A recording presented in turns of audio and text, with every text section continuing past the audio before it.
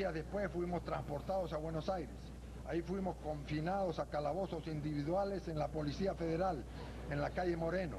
El régimen era mucho más duro que en Jujuy. Reiniciamos las gestiones, logramos una llamada para cada uno.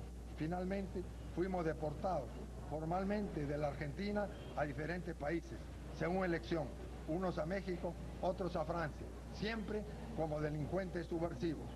Unos días más tarde, las elecciones consagraron elegidos a la mayoría de los candidatos que habían sido secuestrados, deportados y maltratados.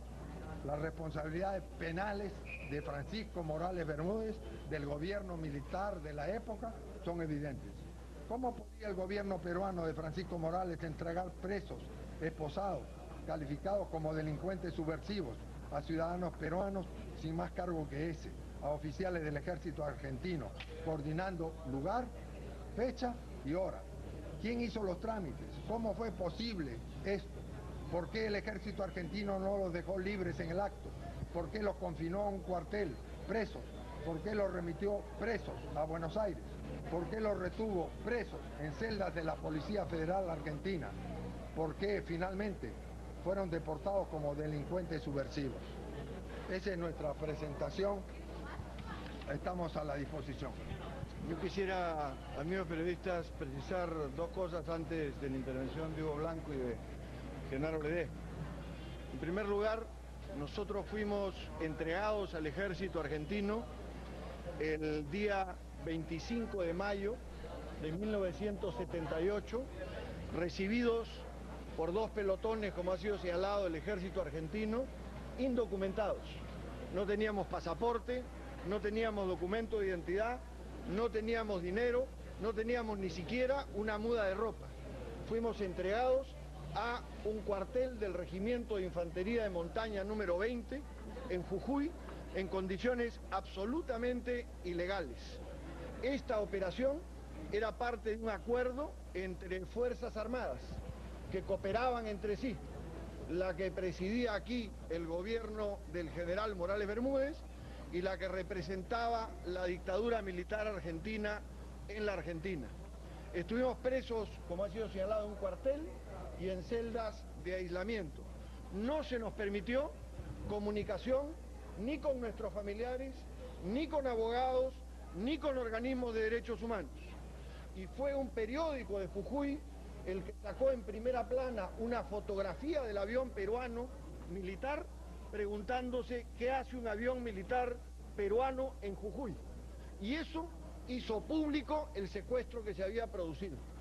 Nosotros tenemos plena convicción que esta es una operación en el marco de la Operación Cóndor, que esta es una operación con la que Argentina retribuía al Perú lo que fue el secuestro y el asesinato de Carlos Maguid en 1977, y que luego, en respaldo en agradecimiento a esta operación, luego el gobierno peruano produjo las facilidades para que unidades militares argentinas con unidades militares peruanas secuestraran a Noemí Esther Gianotti de Molfino y otros dos ciudadanos argentinos aquí en Lima, y fueran entregados a través de la frontera boliviana a la seguridad y el aparato militar argentino para ser posteriormente asesinados. Todos ellos murieron.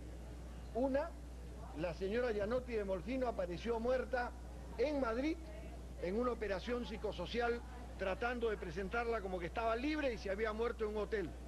Estaba envuelta en una frazada en estado de putrefacción cuando fue encontrada en pleno verano europeo, cuando la temperatura oscila entre los 33 y los 36 grados, y se pretendió colocar como una muerte natural.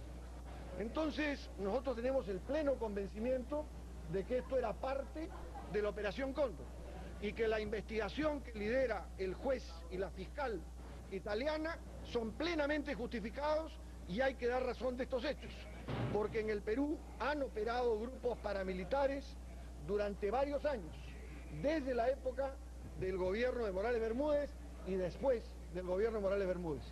Y segundo, quisiera señalarle que estamos haciendo este evento en la calle, en la vía pública, cosa que no recuerdo hace mucho tiempo en el Perú, porque el Club de la Unión, con quien Ricardo Letts firmó un contrato para hacer la conferencia de prensa el día de hoy, como dice este texto, para tratar un tema de derechos humanos, donde habían unos 20 periodistas presentes y de 4 a 6 conferencistas, ha decidido, por el peso político que tiene la prensa fujimorista en el Perú de hoy, por información del diario La Razón, la presidencia del club ha decidido que, como el diario La Razón dice que en su exclusivo club de la Unión del Centro de Lima, reconocidos izquierdistas realizarán una conferencia sobre el secuestro del que fueron objeto, este es un acto político